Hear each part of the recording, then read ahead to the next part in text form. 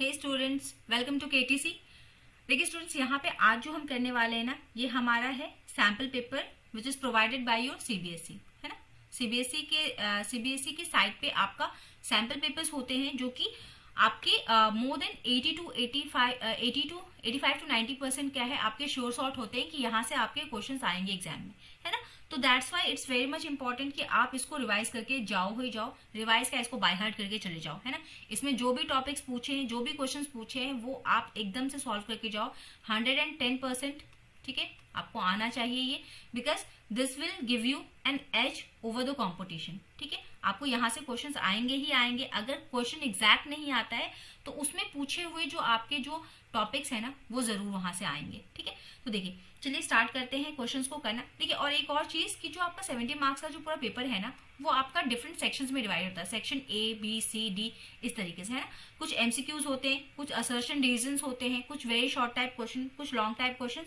तो इस तरीके से आपका पूरा सेक्शन डिवाइडेड होता है। हम यहाँ पे सेक्शन वाइज करेंगे सो दैट आपका कॉन्सेप्ट भी हो जाए। और आप अगर आज एक सेक्शन करें ना, लेट्स से कि आज हमने सेक्शन ए किया, तो आज जाके अगर जो चीजें आपको आती हैं, अगर सारी चीजें आ गई तो बहुत अच्छी बात है, आपका रिवीजन बहुत अच्छा है।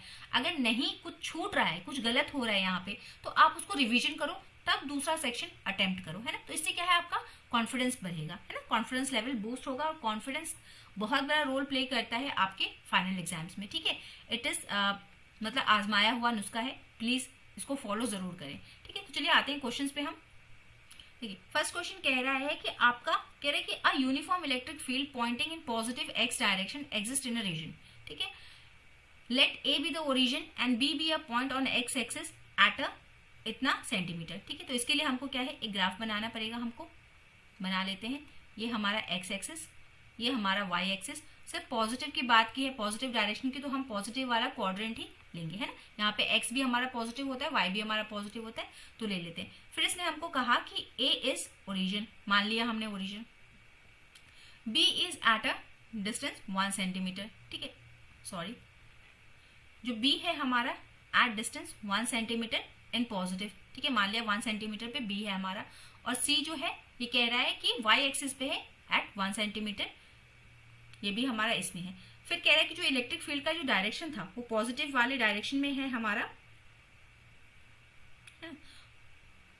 ये कुछ इस डायरेक्शन में है ना। पॉजिटिव एक्स डायरेक्शन में एग्जिस्ट करता है हमारा इलेक्ट्रिक फील्ड। हमको कह रहा है कि बताओ then the potential at point A B and C satisfied which of the following options. Potential हमको ए बी एंड सी पे निकालना है और फिर हमको पता करना है कि कौन सा वाला यहाँ सही है। तो देखिए दो चीजें, सबसे पहले तो यहाँ पे हमसे पोटेंशियल पूछा है, तो हमारा पोटेंशियल क्या होता है, potential is a work done in bringing a test charge in a field of source charge. एक सोर्स चार्ज है, एक ये ओरिजिन है हमारा। यहाँ पे अगर हम किसी और चार्ज को लेके आते हैं तो जो वर्क डन हम करते हैं ना, उसी को हम पोटेंशियल बोलते हैं। ठीक है, और अगर दो पॉइंट्स के बीच में हम डिफरेंस निकालते हैं कि यहाँ कितना पोटेंशियल और यहाँ कितना पोटेंशियल, तो उसको पोटेंशियल डिफरेंस बोल देते हैं। ठीक है, अब पोटेंशियल डिफरेंस क्या है, एक तरीके का वर्क डन है जो हमने किया है टेस्ट चार्ज को सोर्स चार्ज के पास लाने में। ठीक है, अगर मान लीजिए यहाँ पे हम कोई पॉजिटिव चार्ज लेके आ रहे हैं, तो दीज आर पॉजिटिव चार्जेस, तो ये रिपेल करेंगे एक दूसरे को। रिपेल करेंगे तो हमको इस रिपल्शन को हम इसकी मर्जी के खिलाफ इसको लेके आ रहे हैं इसके पास, है ना। ये इसके पास आना नहीं चाहता लेकिन हम फिर भी लेके आ रहे हैं, तो हमको क्या है, यहाँ पे एक वर्क डन करना पड़ेगा, है ना। एक ताकत लगानी पड़ेगी, एक फोर्स लगाना पड़ेगा, तो वो क्या है, एक वर्क डन होगा। तो वो वर्क डन जो है वही हमारा पोटेंशियल है। लेट्स से कि अगर पॉजिटिव नहीं, यहाँ पे नेगेटिव चार्ज ला रहे हैं, तो क्या होगा, तो भी हमको क्या है, ये जो है ये इसको अपने पास तेजी से खींचेगा। तो हमको इसको तेजी से इसके पास नहीं ले जाना है, हमको इसको एट अ यूनिफॉर्म स्पीड लेके जाना है। तो हमको क्या है, उसको रोकने में भी एक फोर्स लग रहा है, एक वर्क डन हो रहा है, तो वहां पे भी हमारा क्या है, एक पोटेंशियल, एक वर्क डन हमारा डेवलप होगा। दोनों ही कंडीशन में हमको वर्क डन तो करना ही करना पड़ेगा। ठीक है, and that work done is your potential. चलिए ये तो कॉन्सेप्ट हमने देख लिया। दूसरी चीज हमको ध्यान रखनी है कि जो हमारा पोटेंशियल होता है, ये पोटेंशियल हमारा इन द अगर सेम डायरेक्शन में अगर हमारा पोटेंशियल भी है ना, इलेक्ट्रिक फील्ड में जो हमारा पोटेंशियल होता है वो क्या होता है कि अगर डिस्टेंस हमारा दूर जाएगा, ओरिजिन से अगर हम दूर जाएंगे ना, तो उसमें क्या है, हमारा कम वर्क डन होगा, कम पोटेंशियल हमारा क्या है, ड्रॉप हो जाएगा। जैसे जितना हम ओरिजिन से दूर जाएंगे ना, उतना कम पोटेंशियल, जितना उसके पास आएंगे उतना ज्यादा पोटेंशियल। तो obviously potential at point A will be greater than potential at B, ठीक, अगर इस बात को माने कि डिस्टेंस के साथ हमारा वीक होता है पोटेंशियल, जितना दूर जाएंगे उतना कम पोटेंशियल, तो ये क्या है, यहाँ पे ए पे जो पोटेंशियल होगा वो ज्यादा होगा एज कम्पेयर टू बी। और देखिए यहाँ पे क्या है, वर्टिकल, यानी कि यहाँ पे हमारा क्या है, ये दोनों सेम पॉइंट पे है ना, इलेक्ट्रिक फील्ड में नहीं है, ये एक ही पॉइंट पे है, तो हमारा V A is equal to V C. यहाँ पे हमारी ए बी सी की कंडीशन यही बन रही है। तो हमसे अगर पूछा जाए तो देखिए ये वाला कंडीशन तो कहीं हमको दिख नहीं रहा है, हमको दिख रहा है ये वाला कंडीशन, तो हमारे इस हिसाब से हमारा ऑप्शन क्या हो जाएगा, option B is our correct answer. ठीक है, चलिए आते हैं क्वेश्चन नंबर 2 पे। क्वेश्चन नंबर 2 कह रहा है कि conducting wire conducts two charge conducting spheres. दो चार्ज कंडक्टिंग स्फेयर्स है हमारे पास, उसको एक कंडक्टिंग वायर जो है वो कनेक्ट कर रहा है। ठीक है, मान लेते हैं डी डिस्टेंस पे है, डी डिस्टेंस का ये वायर है, दोनों सरफेसेस हमारे स्फेयर्स जो है चार्ज हैं, इस पे चार्ज Q1 मान लेते हैं, इस पे चार्ज Q2 मान लेते हैं, इसका रेडियाई R1, इसका रेडियाई R2। कह रहे हैं कि दोनों इस तरीके से कनेक्ट किए हैं such that the equilibrium is attend, है ना, दोनों इक्विलिब्रियम में आ गए, यानी कि चार्जेस इन पे इक्वल हो गए, बराबर हो गए, है ना। देन कह रहे हैं कि the distance between these two is very large as compare to their radii. जो डिस्टेंस है it is very very greater than R1 and R2। ठीक है, यानी कि इन दोनों को नेग्लेक्ट कर सकते हैं एक मिनट के लिए हम। फिर हमसे कह रहे हैं कि find out the ratio of magnitudes of electric field. हमको E का निकालना है रेशियो, है ना। तो E का फॉर्मूला अगर हम देखें तो E का फॉर्मूला क्या होता है, Q बाय R स्क्वायर, है ना। K is our constant, Q is charge and R is the distance. ठीक है, या फिर रेडिया मान ले। तो देखिए यहाँ पे अगर हम निकालने जाए तो रेशियोज निकालने, तो पहले हम निकालेंगे क्या, E1 निकालेंगे, E1 is equal to KQ1 bye R1 का स्क्वायर। दूसरा E2 इसी तरीके से निकालेंगे। देखिए फॉर्मूला याद है ना, तो एकदम फटाक से क्वेश्चन सॉल्व हो जाएगा। R2 का square from equation 1 and 2 we will get, देखिए K तो कैंसिल हो जाएगा क्योंकि कांस्टेंट है, बराबर होगा। इक्विलिब्रियम में आ गए तो Q भी कैंसिल हो जाएगा। यहाँ से हमको E1 इज टू E2 हमको कितना मिल रहा है, ये हमको मिलेगा R2 बाय R1। ठीक है, डिस्टेंस की कोई बात नहीं है तो स्क्वायर का कोई मतलब नहीं है, तो हमारा फाइनल आंसर क्या आ जाएगा, यहाँ भी option number B R2 is to R1 हमारा आंसर आ गया। ठीक है, now question number 3। Question number 3 हमसे कह रहा है कि a long straight wire of circular cross section, एक सर्कुलर क्रॉस सेक्शन का हमारे पास एक वायर है, ठीक है, जिसका रेडियस A है, carries a steady current I। Then कह रहा है कि the current is uniformly distributed across the cross section, बराबर बटा हुआ है। The ratio of magnitudes of magnetic field, हमको यहाँ निकालना है मैग्नेटिक फील्ड, यानी कि B निकालना है, एट अ पॉइंट इतना above the surface of a wire and to the point इतना बिलो द सर्फेस। ठीक है, तो B का फॉर्मूला पहले हम लिख लेते हैं। B का फॉर्मूला होता है mu naught I divided by 2 pi R। ठीक है, ये हमारा हो गया फॉर्मूला। अब हम एक क्रॉस सेक्शन बना लेते हैं। ये हमारा क्रॉस सेक्शन है, I इज एंटरिंग, ठीक है, दिस इज हम योर करंट डिस्टेंस, हमको रेडिया हमको बोला है A। फिर बोलता है कि एक पॉइंट लीजिए जो बिलो द सरफेस हो, पॉइंट P1 मान लेते हैं, ये हमारा क्या है A/2, और एक बोल रहा है P2 है हमारा, जो कि कैसे है, ये भी ये पॉइंट P1 एंड P2 हमने लिए। यहाँ पे हमको अपना मैग्नेटिक फील्ड पता करना है। ठीक है, और इनके रेशियोज बताने हैं। अबव यानी कि P2 एंड बिलो P1, यानी कि पहले हमको B2 निकालना पड़ेगा, that is at your point P2। ठीक है, तो P2 पे हमारा मैग्नेटिक फील्ड कितना होगा ये हम देख लेते हैं। ये एज इट इज रहेगा, I भी हमारा, क्योंकि अबव के लिए ये फॉर्मूला होता है, तो हमारा I एज इट इज रहेगा, 2 पाई भी कांस्टेंट है, ऐसे ही रहेगा, बट R हमारा चेंज होगा, है ना, क्योंकि देखिए ये इतना डिस्टेंस तो है प्लस ये डिस्टेंस, यानी कि हमारा A प्लस A/2 जो है ये हमारा टोटल R हो जाएगा। इसको फर्दर आप सॉल्व कीजिए तो ये एज इट इज रहेगा 2 पाई, और ये हो जाएगा 2A प्लस A, यानी कि 3A/2।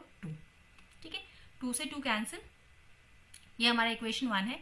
ऐसे ही एट P1 निकाल लेंगे आप, ये हमारा हो जाएगा दिस।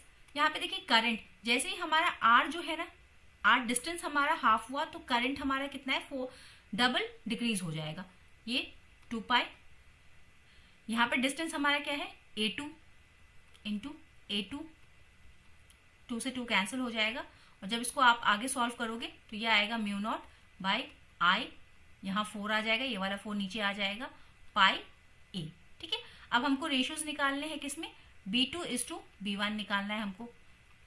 तो B2:B1, B2 कितना है यहाँ पे, ये म्यू से यहाँ पे देखिए, यहाँ हम एक बार लिख लेते हैं, दिस बाय योर 3 पाई ए था, डिवाइडेड बाय आपका क्या आ जाएगा, दिस 4 पाई ए। ठीक है, ये इससे कैंसिल, ये इससे कैंसिल, ये पाई से पाई कैंसिल और ए से ए कैंसिल।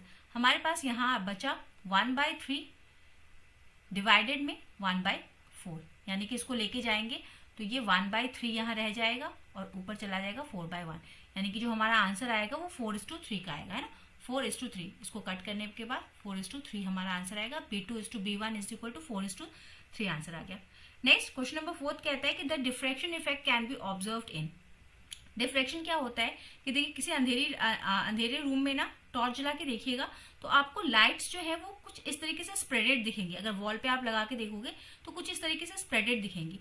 तो ये जो कॉर्नर्स पे, जो किसी अपर्चर के कॉर्नर से जो लाइट स्कैटर होती है ना, जो फैलाव होता है उनका, उसी को हम क्या बोलते हैं, डिफ्रैक्शन ऑफ लाइट।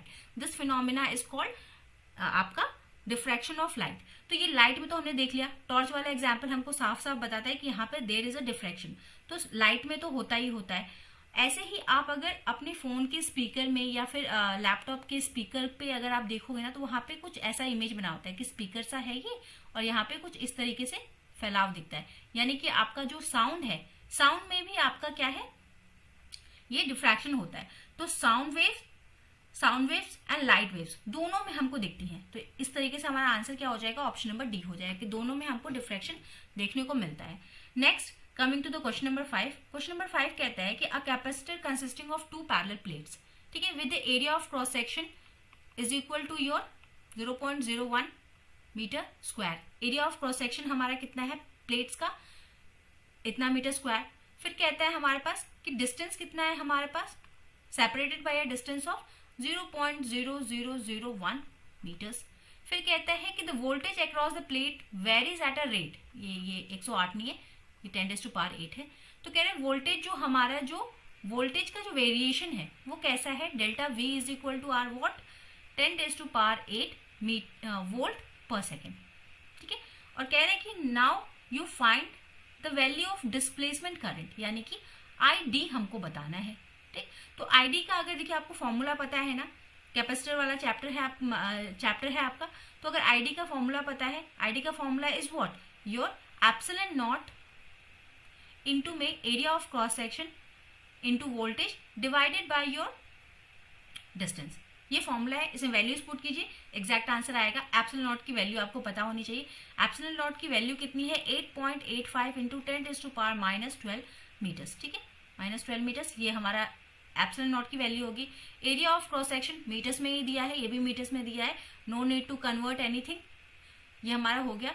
इनटू में हमारा वोल्टेज वेरिएशन 10⁻⁻8 है, डिवाइडेड बाय योर 0.1231। ठीक है, इसको जब हटाएंगे तो यहाँ क्या है, ऊपर आ जाएगा 10⁻4, नीचे आ जाएगा आपका 10⁻3। ठीक है, इसको आप कट करोगे तो यहाँ पे सिर्फ बचेगा 10⁻1।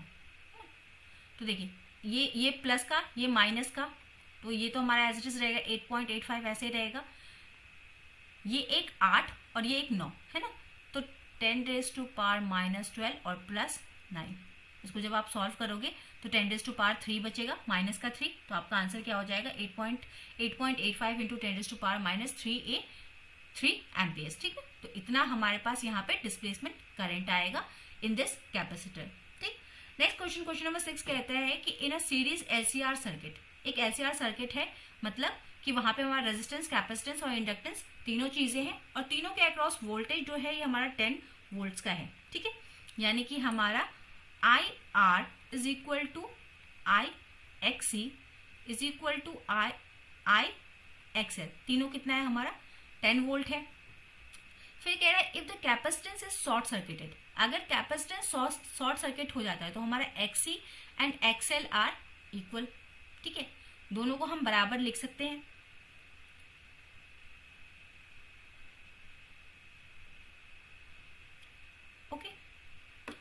यानी कि ये दोनों हमारे बराबर हो जाएंगे, इक्वल हो जाएंगे अगर हमारा कैपेसिटेंस शॉर्ट सर्किटेड होता है तो। अब देखिए यहाँ पे एक चीज आपको जाननी होती है, एक चीज होता है आपका impedance. Impedance is the resultant of these three, ठीक है। इन तीनों का रिजल्टेंट जो है आपका इम्पिडेंस होता है, उसको Z से डिनोट करते हैं आप, और उसको निकालते कैसे, जैसे वेक्टर का ट्रायंगल सम लॉ होता है ना, वैसे हम करते हैं। ये जो रिजल्टेंट है हमारा हाइपोटेन्यूज, ये हमको Z इम्पिडेंस जो है ये रिजल्टेंट शो करता है हाइपोटेन्यूज, बेस आपका शो करता है R, और परपेंडिकुलर क्या है XC माइनस XL हमको शो करता है, which is equal to your X। यहाँ पे फेज एंगल होता है, फेज एंगल थीटा मान लीजिए, theta is equal to what, theta हमारा किसके बराबर होता है, योर tan इनवर्स X के बराबर, ओके। और हमारा Z जो होता है, Z को हम कैसे शो करते हैं, Z is equal to your under root of R square plus XC minus XL का होल स्क्वायर, ठीक है। ये इतनी चीजें आपको जाननी है, ये आपको अगर आता है तो अच्छी बात है, नहीं आता तो प्लीज डू रिवाइज देम। अब देखिए यहाँ पे अगर हम सॉल्यूशन करें तो हमको पता है this is equal to 10 volt, और हमको निकालना क्या है कि voltage across the inductance VL हमको निकालना है, this will be equal to your this XL, है ना। अब देखिए यहाँ से अगर हमको पता है कि अगर शॉर्ट सर्किटेड है तो ये दोनों बराबर हो जाएंगे, यानी कि Z अगर हम निकालने के लिए जाएंगे तो Z हमारा क्या हो जाएगा, under root of R square plus XC minus XL, लेकिन दोनों एक दूसरे के बराबर हैं तो दोनों को हम एक ही लिख सकते हैं, यानी कि ये पूरा हमारा हो जाएगा 0, है ना। यहाँ पे दोनों बराबर है तो हमारा क्या है, यहाँ पे हमारा ये पूरा टर्म 0 हो गया, क्योंकि ये दोनों तो इक्वल थे, तो this minus this is equal to 0। यहाँ पे हमारा R स्क्वायर आ जाएगा इज इक्वल टू Z, यानी कि स्क्वायर से ये रूट कट गया, यानी कि Z is equal to R, ठीक। अब अगर हमारा दूसरी चीज हमको ध्यान रखनी है कि अगर कैपेसिटेंस शॉर्ट सर्किटेड है, तो शॉर्ट सर्किटेड अगर ये है तो this and this are equal, है ना। हम दोनों को क्या लिख सकते हैं, हम यहाँ पे R लिख सकते हैं, मतलब दोनों को हम रिप्लेस कर सकते हैं। जैसे कि फॉर एग्जाम्पल देखिए, अब अगर हम Z यहाँ पे निकालें, अगर ये वाला कंडीशन अब हम अप्लाई करें, ये तो हमने सिंपल लगाया, बट जब इस कंडीशन को अप्लाई करेंगे तो हमारे पास क्या है, अंडर रूट में R स्क्वायर प्लस ये अगर शॉर्ट सर्किटेड है तो यहाँ ये ऑटोमेटिकली 0 हो गया, यानी कि ये तो पूरा टर्म 0 हो गया। यहाँ बचा क्या हमारे पास, सिर्फ XL बचा, ठीक है। तो XL can be written as, यहाँ पे हमारा R, हम इसको R के बराबर लिख सकते हैं, यानी कि R square plus R square under root में, यानी कि 2R स्क्वायर, ठीक, सॉरी 2R स्क्वायर, स्क्वायर से R के ऊपर स्क्वायर है, यानी कि R के ऊपर से आपका रूट हट जाएगा, हमारे पास यहाँ बचेगा क्या, अंडर रूट 2R, ठीक है। Z की वैल्यू हमारे पास अंडर रूट 2R आ गई। ये XL के लिए, सॉरी ये क्या है, हम यहाँ पे क्या निकाल रहे हैं, XL निकाल रहे हो। अब हमको पोटेंशियल चाहिए अक्रॉस इंडक्टेंस VL, यानी कि I, और हमको यहाँ पे XL की वैल्यू रखनी है जो हमने अभी निकाली है। तो I हमारा, अगर हम यहाँ से I निकालें, I की वैल्यू अगर हम निकालें तो I हमारे पास क्या आ जाएगा, I is equal to this by XL, है ना। I की जगह पे हम क्या लिख सकते हैं, वोल्टेज बाय योर XL, तो वोल्टेज हमारा क्या है 10 वोल्ट, 10 वोल्ट, और रेजिस्टेंस हमने यहाँ पे XL कितना निकाला है, ये हमने निकाला है R अंडर रूट 2 इंटू में योर R, ठीक है। तो ये हमारा यहाँ पे R से R कैंसिल हो जाएगा और हमारा फाइनल आंसर क्या आएगा, 10 by under root 2, C is your correct answer, ठीक है। इसको एक बार रिवीजन कर लीजिएगा, क्लियर होगा, थोड़ा हौच पौच हुआ होगा, इसको एक बार से दोबारा से देख लेंगे आप, है ना। Very important question. Next question number 7 आपको कह रहा है कि कुछ वेव्स के नाम दिए हैं और उसका प्रोडक्शन कैसे होता है ये आपको बताना है, ठीक है। तो इंफ्रारेड रेड रेज हमारा कैसे निकलता है, ये हमारा निकलता है through the vibrations of atom and molecules. जब एटम्स एंड मॉलिक्यूल्स से वाइब्रेट करते हैं तो वहां पे हमारा क्या निकलता है, इंफ्रारेड रेडिएशंस निकलती हैं, वेव्स निकलती हैं। ओके, तो देखिए 1 का एस कहाँ आ रहा है, 2 जगह पे हमको 1 का एस मिल रहा है। ठीक, then your radio waves. Radio waves आपकी कैसे निकलती हैं? रेडियो वेव्स आपकी निकलती हैं from the rapid vibrations of your electrons. ठीक है, एरियल में जो रैपिड वाइब्रेशन ऑफ इलेक्ट्रॉन्स होता है तो वहां से हमारी क्या है, रेडिएशंस निकलती हैं, रेडियो वेव्स निकलती हैं। ठीक, तो हमारा 2 का पी, देखिए 2 का पी यहाँ है, यही से हमको आंसर पता चल गया है। लाइट वेव्स कैसे निकलती हैं? लाइट वेव्स हमारी निकलती हैं, आपका इलेक्ट्रॉन जब हमारे हायर एनर्जी लेवल से लोअर एनर्जी लेवल पे जाते हैं तो लाइट इमिट करते हैं, ये हमको पता है। बचा जो वो हमारा लाइस्ट्रॉन वॉल्व से निकलता है माइक्रोवेव। ठीक है, तो option number B is your correct answer. ये याद रखने वाली चीज है, आपका प्योर सब्जेक्टिव क्वेश्चन है। देन आते क्वेश्चन नंबर 8 पे। क्वेश्चन नंबर 8 आपका कहता है, क्वेश्चन नंबर 8 इज योर कि the distance of closest approach of an alpha particle is D. Distance हमको दिया है क्लोजेट अप्रोच का D, which moves with the speed of V. ठीक है, न्यूक्लियस की तरफ ये कितने स्पीड से आता है? v स्पीड से आता है। फिर कहता है कि another alpha particle is projected with a higher energy. कह रहे एक और अल्फा पार्टिकल हम प्रोजेक्ट करते हैं but with a higher energy, higher energy के साथ भेजते हैं, लेकिन जो डिस्टेंस है हमारा क्लोजेट का वो क्या है, d/2 हो जाता है। तो अब बताओ what is the speed of the projection of alpha particle in the case. हमको अब क्या है, यहाँ पे हमको बताना है आपका टोटल वेलोसिटी, आपको बतानी है, टोटल स्पीड बतानी है ना। तो ये क्लोजेट अप्रोच का फॉर्मूला क्या होता है, d is equal to your constant by, first case के लिए d यहाँ पे डिस्टेंस है, ये कांस्टेंट है आपका, divided by your speed v1 का स्क्वायर। मान लेते हैं यहाँ पे v1 की स्पीड से आ रहा था तो इसका square. This is your equation number 1। Equation number 2 में हमारा d जो है ये चेंज हो गया, d/2 हो गया। तो this is equal to again constant by v2 का स्क्वायर। ठीक, हमको यहाँ से निकालना क्या है, v2। हमको ये तो बता दिए कि यहाँ पे स्पीड क्या है, v थी, लेकिन हमको यहाँ की स्पीड नहीं पता है। यहाँ हमको पता है कि हायर एनर्जी के साथ भेजा गया है। ये equation number 2। From equation 1 and 2 हमको क्या है, v2 हम यहाँ से निकाल सकते हैं। तो this by this is equal to your constant by v1 का स्क्वायर इनटू यहाँ पे आपका v2 का स्क्वायर डिवाइडेड बाय कांस्टेंट। यही होगा ना, d से d कट जाएगा, हमारे पास 2 ऊपर चला जाएगा। 2 इज इक्वल टू हमारा क्या है, कांस्टेंट, कांस्टेंट कैंसिल, v2 का square divided by your v1 का स्क्वायर। हमको निकालना है v2, तो v2 is equal to v2 का स्क्वायर, हम v2 को यहीं छोड़ा, यहाँ पे हम आ गए, तो हमारे पास ये क्या आ गया, 2 इंटू v1 का स्क्वायर। ओके, अब हम यहाँ से जब आप निकालने जाओगे तो हमको v2 चाहिए ना, तो v2 को एज इट इज रखो, अंडर रूट में डाल दो हमारा 2v1 का स्क्वायर। v के ऊपर से ये स्क्वायर रूट हट जाएगा, 2 के ऊपर रहेगा, v2 is equal to your v1 2। ठीक है, या फिर इसी को आप लिख सकते हो 2v1 अंडर रूट दिस। तो आपका option number B is your correct for this question. Question number 9 पे आते हैं। कह रहे हैं कि a point object is place at the centre of a glass fair.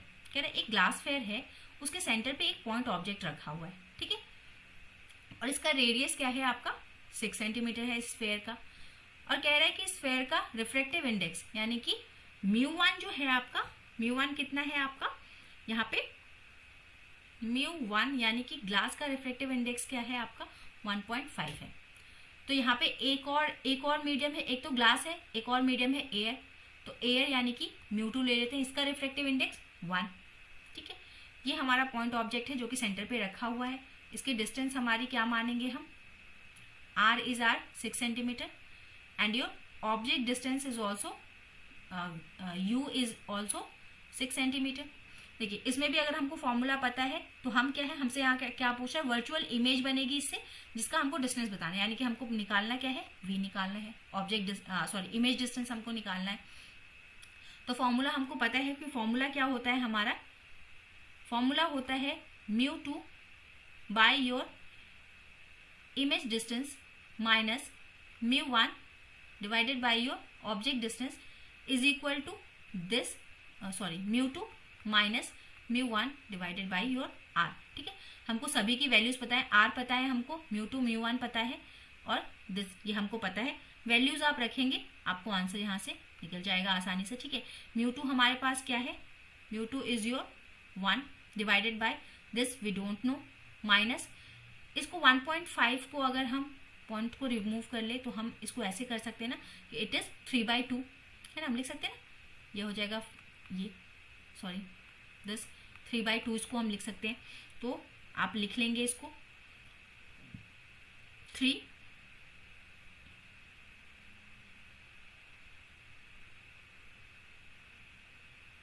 This is 3/2 bracket में -6 ऑब्जेक्ट डिस्टेंस है ना। सॉल्व कर लेंगे इसको तो ये आ जाएगा हमारा 1/v, ये प्लस हो जाएगा, यहाँ वाला माइनस जाके प्लस हो जाएगा, ये आ जाएगा आपका 12।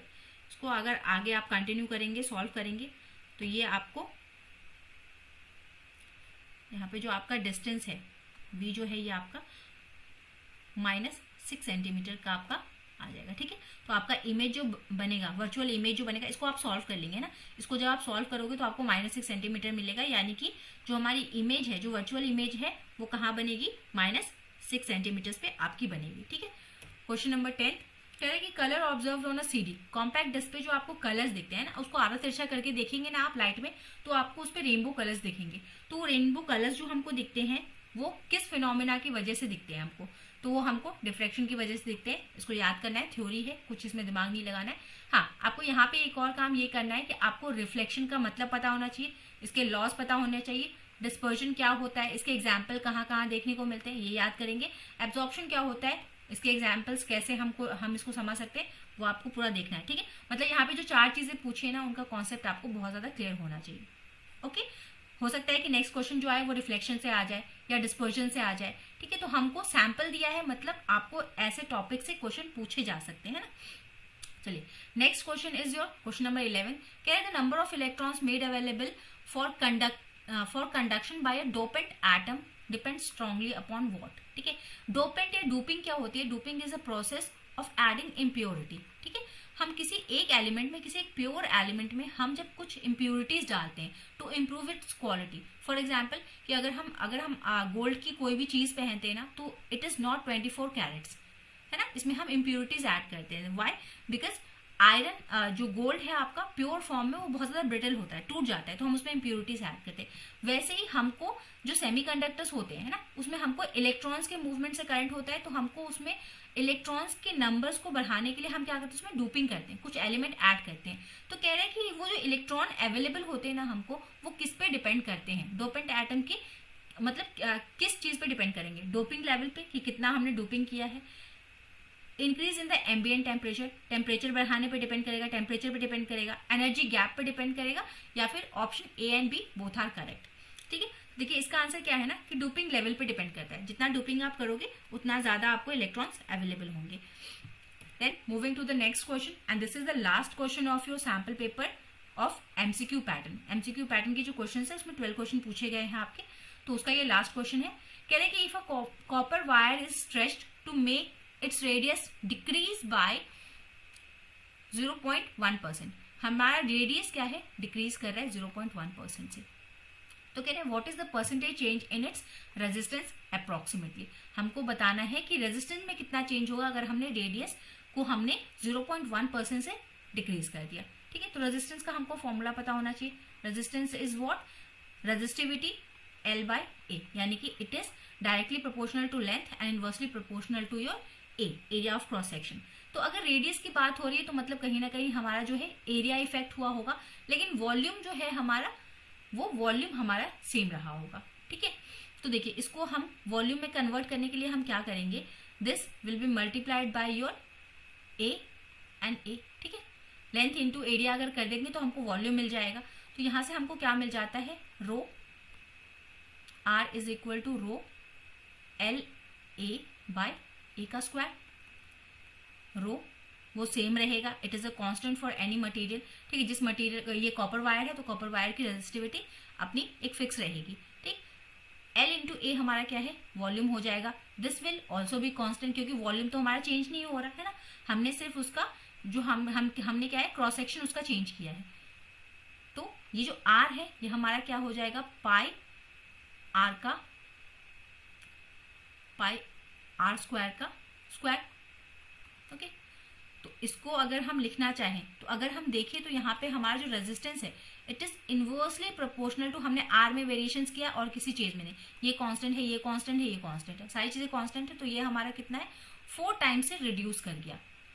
ठीक, अगर आर हमारा रिड्यूस कर रहा है, यहाँ पे क्या कह रहा है कि डिक्रीज बाय 0.1%, तो हमारा ये अगर डिक्रीज होगा तो रेजिस्टेंस क्या है हमारा इंक्रीज होगा, यानी कि वो हमारा पॉजिटिव का आएगा। ओके, एंड कितना पॉजिटिव, तो 4 टाइम्स, तो हमने 4 टाइम्स का इसमें किया रिडक्शन, तो ये क्या है हमारा 0.4% का हमारा, अगर हमारा रेडियस में 0.4% रिडक्शन हुआ है तो हमारा रेजिस्टेंस जो है वो कितने से इंक्रीज कर जाएगा, इतने से ही हमारा रेजिस्टेंस इंक्रीज कर जाएगा, है ना, क्योंकि दे आर इनवर्सली प्रोपोर्शनल। तो अगर एक चीज घटेगी तो दूसरी ऑटोमेटिकली बढ़ेगी, अगर रेजिस्टेंस घटता तो हमारा रेडियस क्या है इंक्रीज होता, लेकिन यहाँ पे बोल रहा है डिक्रीज इन द रेजिस्टेंस, तो sorry decrease in the radius, तो रेजिस्टेंस विल इंक्रीज। ठीक है, तो these are your 12 MCQs which is given in your sample paper provided by your CBSE. It is on the portal of your CBSE. तो these are very very important. Please make sure कि आप इसको बहुत अच्छे से करके जाएं। ठीक है, सारे कॉन्सेप्ट्स को, सारे फॉर्मूलाज को आप एक बार जरूर से रिवाइज करेंगे और इसको एक बार खुद से बैठ के सॉल्व कीजिएगा। ठीक है, चलिए, thank you everyone, have a nice and wonderful day.